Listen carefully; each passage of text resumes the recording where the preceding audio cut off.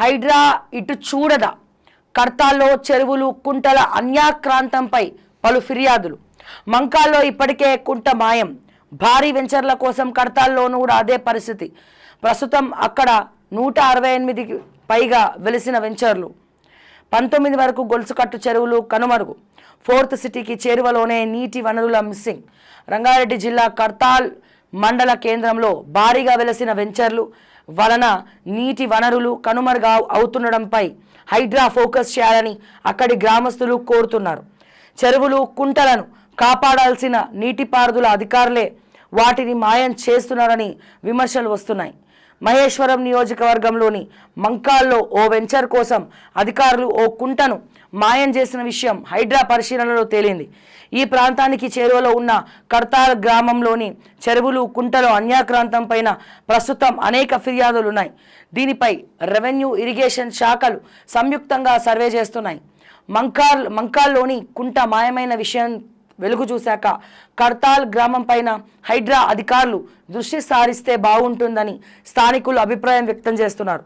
కర్తాల్ గ్రామం ఫోర్త్ సిటీకి చేరువగా ఉండడం వలన సీఎం రేవంత్ ఇక్కడి నీటి వనరుల పరిరక్షణకు ప్రత్యేక చొరవ చూపాలని ప్రజలు కోరుతున్నారు. అన్యాక్రాంతంపై చర్యలేవి. కర్తాల్ 10 ఏళ్ల కిందట పచ్చని పాడి పంటలతో కలకలలాడింది. శ్రీశైలం హైవేను ఆనుకొని ఈ గ్రామ పరిధి భూములకు ఇప్పుడు మొత్తం కూడా గండి పడింది. చెరువులు బస్టు పట్టించారు, అన్ని బస్టు పట్టించారు. ఇది పరిస్థితి. సో మరి ఇక్కడ హైడ్రా ఆల్రెడీ ఒక కుంటను మాయం చేసినట్టుగా గుర్తించిందట. మరి ఇక్కడ హైడ్రా ఎందుకు ఫోకస్ పెట్టట్లేదు అని చెప్పి క్వశ్చన్ చేస్తూ ఉన్నారు, ప్రశ్నిస్తూ ఉన్నారు. అండ్ ఇక్కడ హైడ్రా అంటే గుర్తొచ్చింది.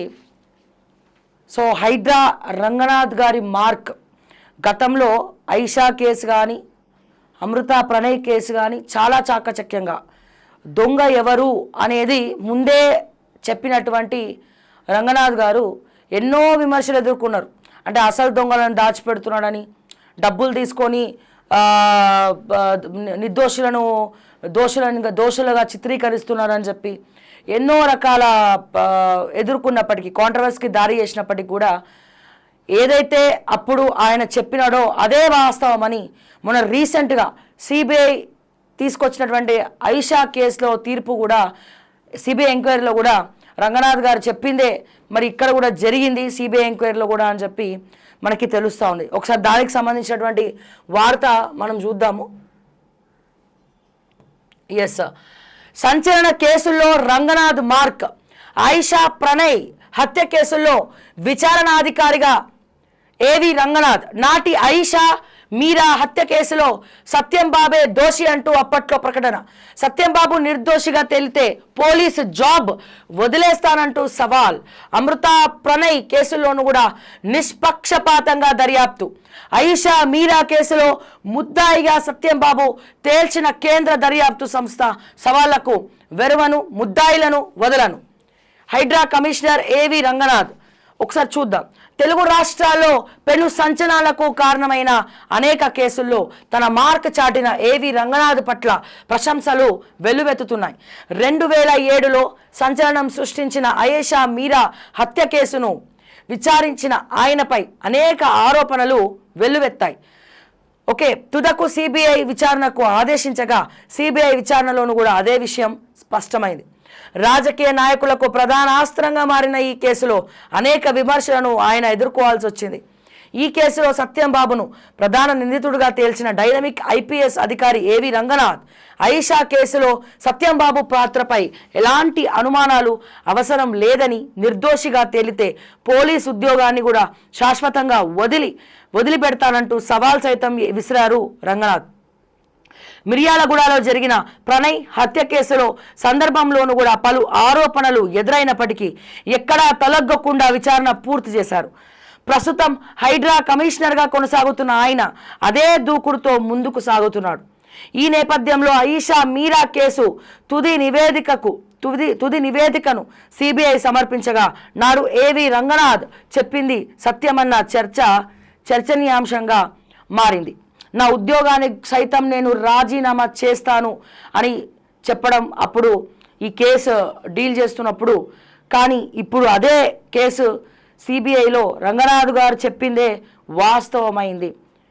మరి అలాగే